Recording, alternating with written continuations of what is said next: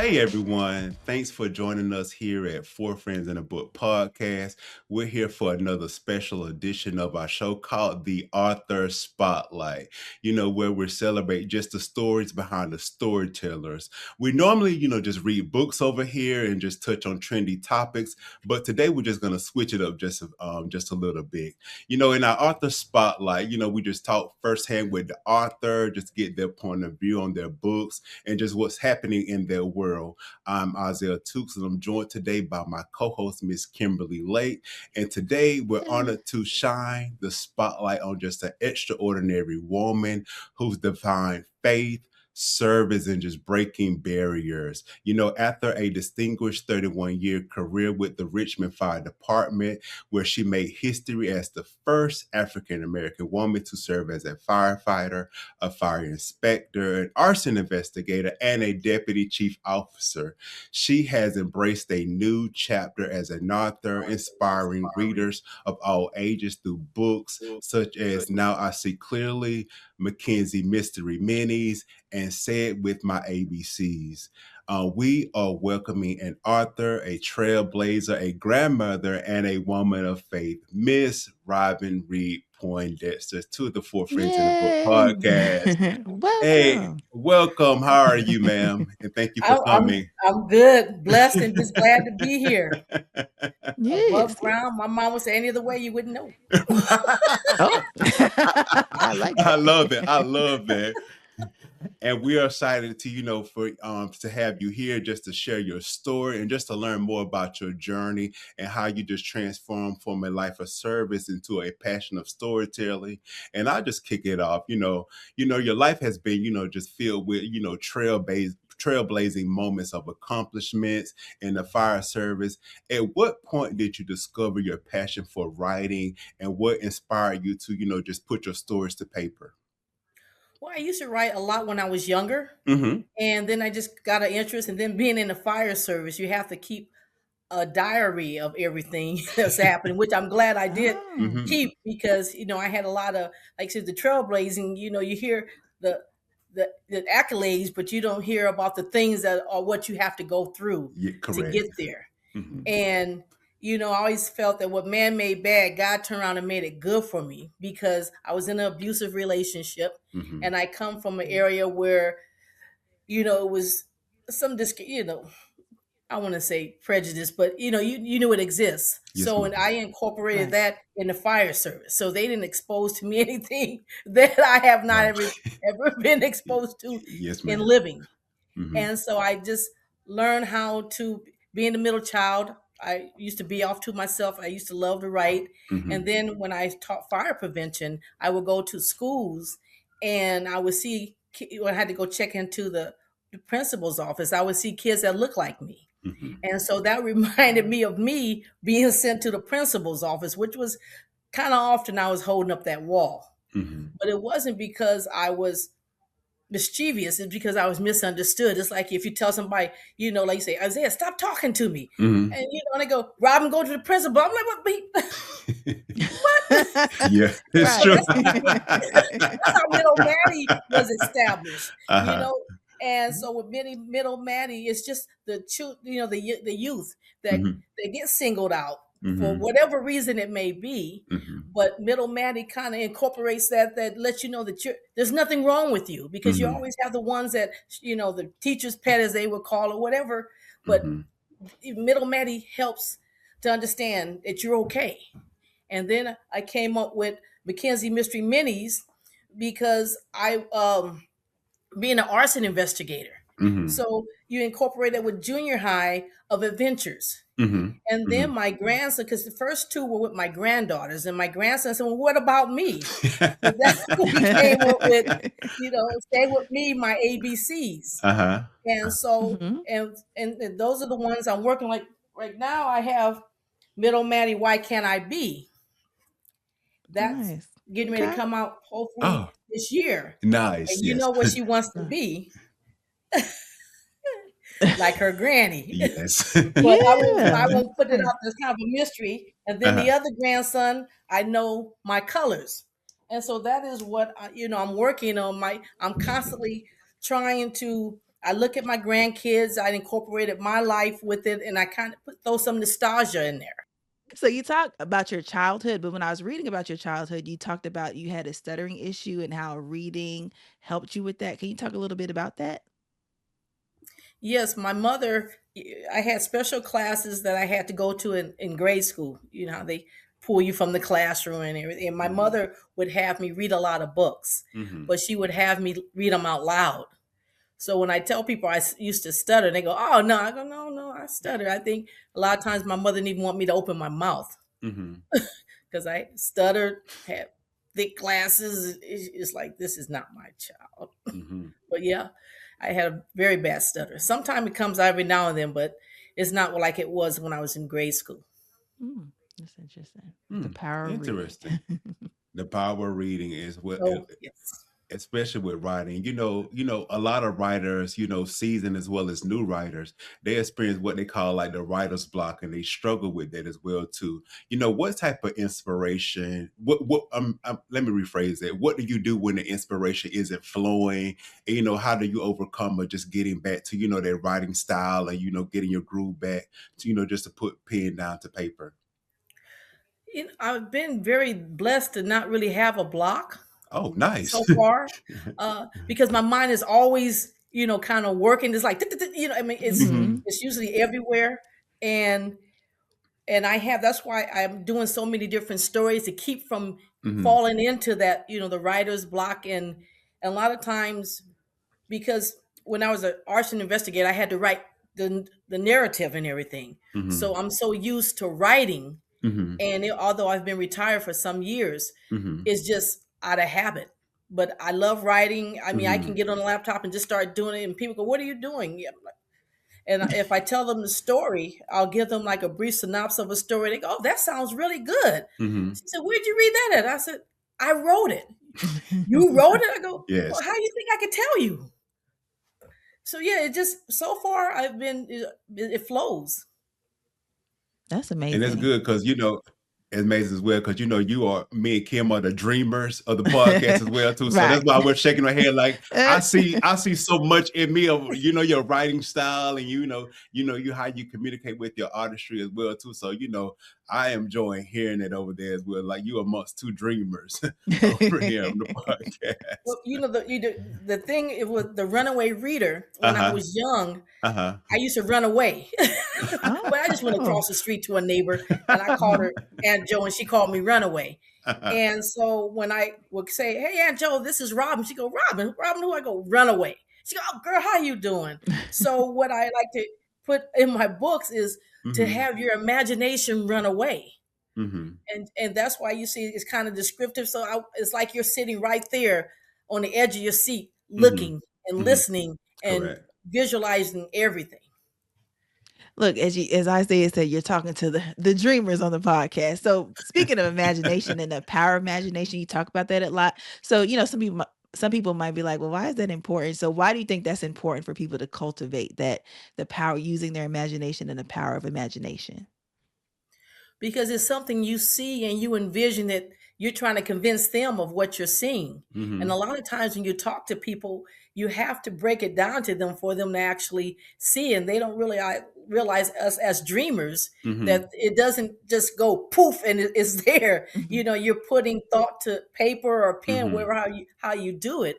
But it you bringing them into your world. Right. And once they get into your world, now their world will be entertained through Mhm. what they're reading. But we're always exposing them to from the unknown to the known, Mhm. Mhm. Mhm. where it puts a smile on your face, or it might put a tear in your eye, where it appeals to your emotions. Because the more you read, the more you understand the writing and the writer. So, and which is encouragement to us as dreamers when Mhm. people give us feedback, whether it's positive or negative, but it's still enough for us to keep on going.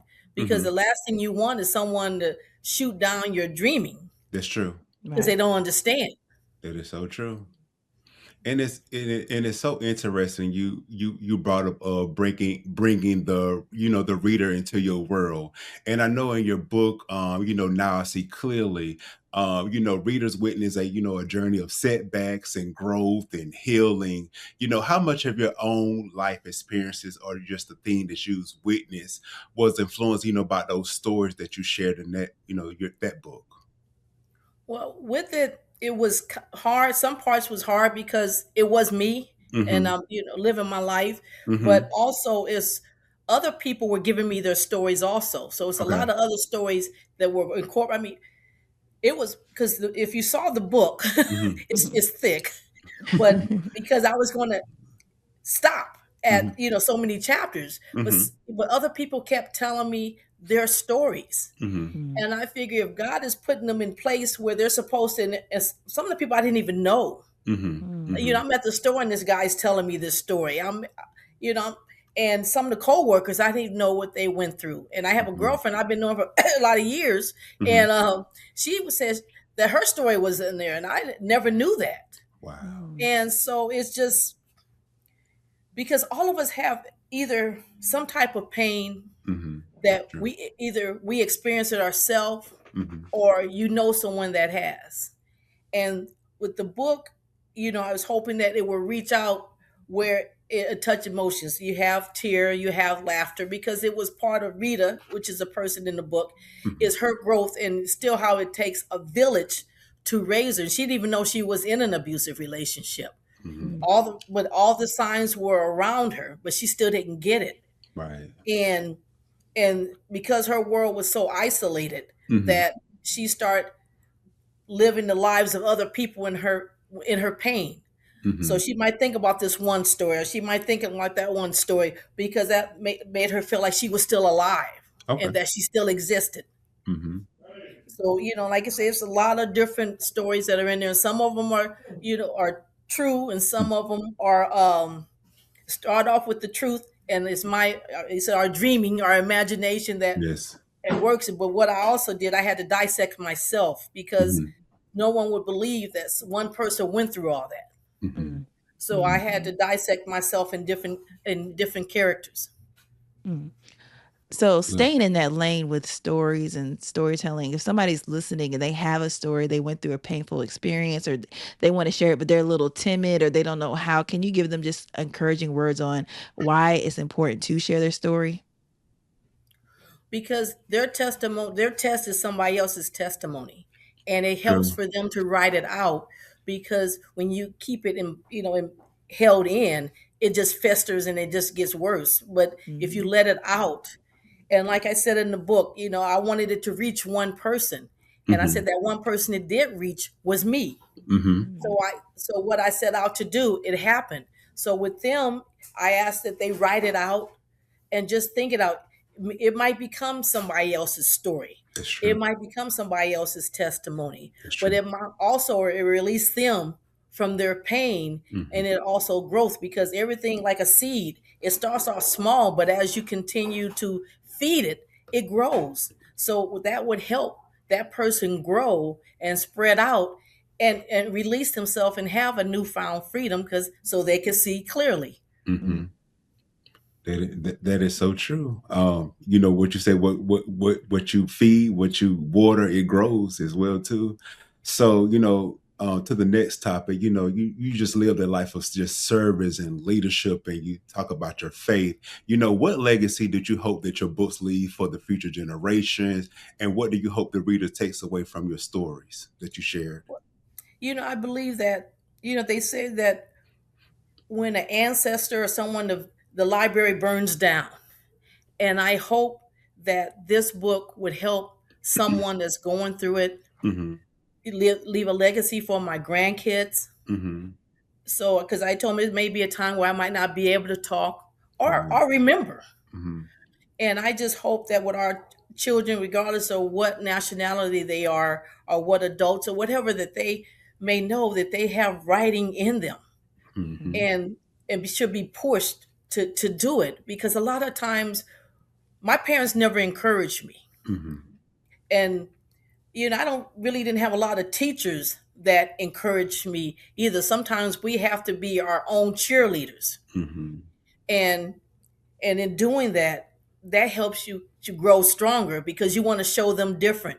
Mhm. You want to show them who you are and what you're capable of doing. So I want the next generation and the people that are around all of us Right. to be able to grow, embrace yourself. Because once you embrace yourself, you love yourself, you can love a lot more things and be Yes, more ma'am. adventurous and spontaneous and just grow. It's Mhm. okay to grow because I never thought I would be a firefighter. Who wants to run into a burning building people are running out of? I mean, for real. You're like, who wants to do that? Who wants to do Yeah, I mean, you that? think about it, but Uh-huh. you have to walk out on faith Yes, ma'am. because there's no way. And I remember telling my grandmother one time, I said, I will never, never, never be the first in anything. And I tell people, Mm. when you say take that in off, take that in off, because Mhm. I had to eat those words. Mhm. And Mhm. I didn't know I was going to make history. I didn't know. And I used to listen to my parents who were very active in the union. Mhm. And Mhm. my era, you seen and not heard. So I Mhm. listened to them really fight and talk about union things, which helped me when I was in the fire service. Mhm. Because there's a lot of things that they try to do, I know they couldn't. And my father always taught me, he always told me, you would not ever be one of the boys.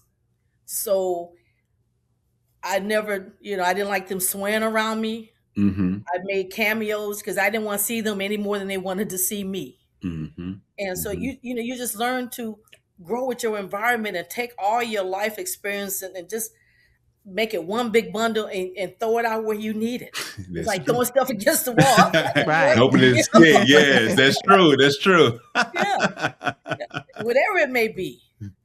Because I had one when I was writing my Now I See Clearly. I had a girlfriend that was reading, and she told me one time, and I had told her that there's graphical errors and punctuation, all that. Just Mhm. look at it, it's a rough copy. Mhm. And one time she told me, she said, "Well, I can't get past the graphical error and all that," and it hurt my feelings. So I did stop writing because my little feelings got hurt. Right. Then my daughter made it very simple. She said, "Don't let her read it." I go, "Oh yeah." Mhm. And I wouldn't let her read it until the book was published. Mhm. Mm. That's true. So you turn negative into positive because positive is always around, just like the Yes. light is. Yes. The light. Yes. Just really quick, this is my last question on this. But just you're a fire chief, writing your reports, that's one thing. Of course, writing creatively is another, but the process of actually making the book, what was that like? Are you self-published? Like, just can you give us a little peek into that journey or process of actually creating the book and putting it out to the public? Ooh, that was a lot. Trying to write it and find an editor that is along the Mm. line of how you're thinking. Because if Mhm. I put cuz, that might be because cuz or cuz cousin. I don't want Right. because. If I want to because, I would have put because there. Right. So you trying to find an illustrator that has your vision. Mm. And sometimes you have to be open minded because, like the one with this one, Middle Maddie, Mhm. the illustrator, he showed me something. I'm like, because I'm used to Bobby socks and old fashioned stuff, and he showed me a whole new different style. So I showed it to my granddaughter. She said, "Oh, I like that." So I said, "Okay." I had to rethink my thoughts Mhm. and get it put that way. And so people are saying, "Well, you're doing good with your books." I go, "If I was doing so well with my books, would I be selling them out of my trunk?" But just getting out there, the podcast, Mhm. thank Mhm. you for having me here. That Mhm. opens up avenues Mhm. because sometimes, especially when you're kind of older, I'm not saying discrimination, but when you're older, Mhm. people don't gravitate to you as much as like the other group where they're meeting with each other and they know how to do the computers and all these different Mhm. things. Mhm. So I'm slowly learning, but I'm open to Mhm. learning. I always tell them you can't teach an old dog new tricks, and I go, "Ow!"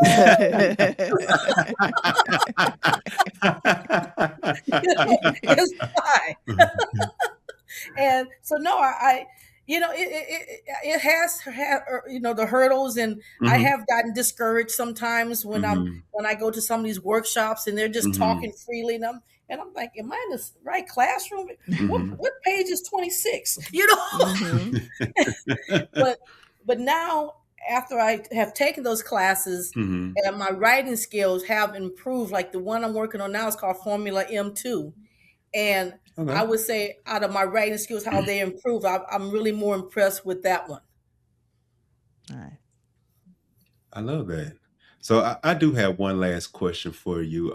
You talk about earlier, you talked about that light, and that just caught my eye when you said that, and how that light carries you to next levels of things that you're trying to accomplish. Just looking back over your incredible journey, just from breaking barriers, you as an author, and you are a woman of faith. So just what had just God taught to you about just your purpose, your perseverance, and just trusting in His plan? I don't know. I Mhm. just listen to them, Mhm. and Mhm. I just have, like, sometimes I'm sleeping, and different visions come to me. So I sleep with my laptop and my Mhm. my my not my phone, but like some notebook paper.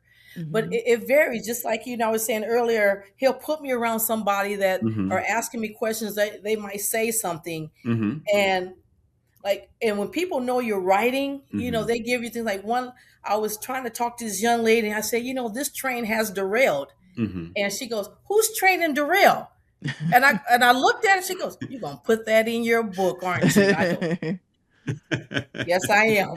So so you get encouragement. It's just, you just got to continue to push yourself. Mhm. And sometimes family is not as supportive that you think they should be. But Mhm. I don't think it's not that they're not that supportive. I think they don't understand.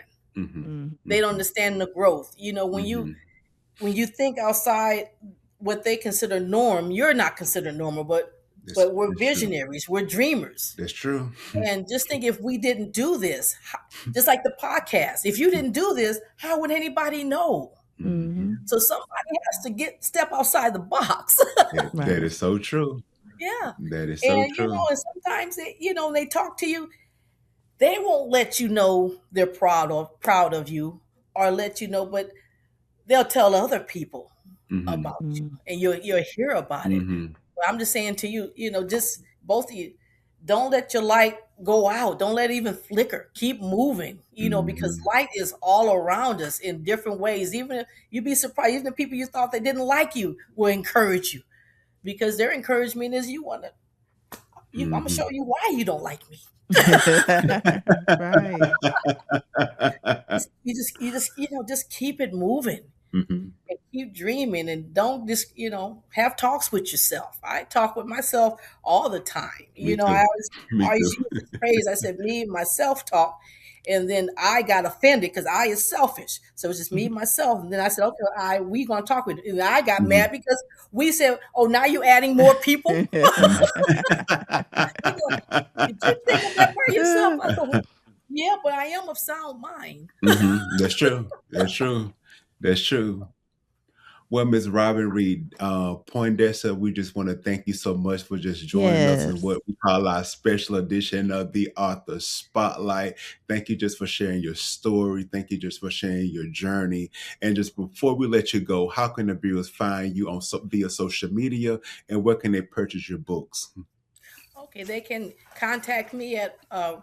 runawayreader.com, Mhm. or they can contact me. As far as my books, they can get it either through Outskirts, but I would prefer for them to contact me, Mhm. Okay. and I can sign it and send it to them, Okay. because that way it's more personal. And then I can have establish a relationship, because I'm more personal. I like to touch, feel, see. Mhm. And I Mhm. just, yeah, runawayreader.com Mhm. be the best way to reach me. Nice. And Kim, please let the viewers know when and where they can tune into the podcast. Sure. Four Friends in a Book comes on every third Thursday of the month. Subscribe to our channel, also on social media, Four Friends in a Book on Facebook and Instagram. Make sure to follow us there. Yes.